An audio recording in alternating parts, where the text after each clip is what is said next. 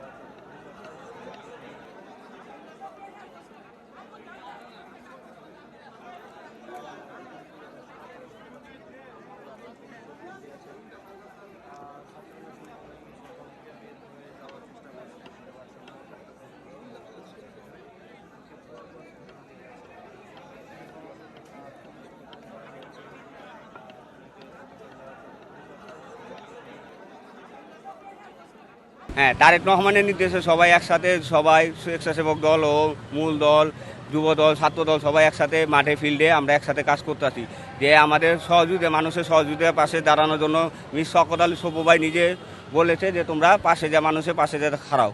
ঠিক আছে, আমাদের কোতোয়ালি থানা বিএনপি কাউসার আহমেদ জজ, ঠিক আছে, সাধারণ সম্পাদক প্রার্থী, উনি বলছে ওনার অর্থ অনুযায়ী আমরা এখানে পানি বিতরণ করতে। এই পর্যন্ত আপনাকে দেওয়া হয়েছে 50 বোতল পানি দেওয়া হয়েছে, মানে 50 কেস পানি দেওয়া হয়েছে। হ্যাঁ, আর আমরা টোটাল জুস আর পানি, মানে যারা রক্ত দান করছে তাদের জন্য জুস, জানি ভারী খাবারের জন্য যারা আইসা রক্ত দিয়ে জানি জুস খাইতে পারে, আর হলো আপনি পানি দেওয়া হচ্ছে। গতকাল আমরা আসি নাই, আজকে আসছি আমরা ফার্স্ট। এটা যে পর্যন্ত আল্লাহ পরবর্তী নির্দেশ না আসবে, তারেক রহমানের পরবর্তী নির্দেশ না আসা পর্যন্ত আমাদের এটা চলমান থাকবে। আমরা জনগণের পাশে থাকব এবং যারা হতাহত হয়েছে তাদের পাশে থাকব।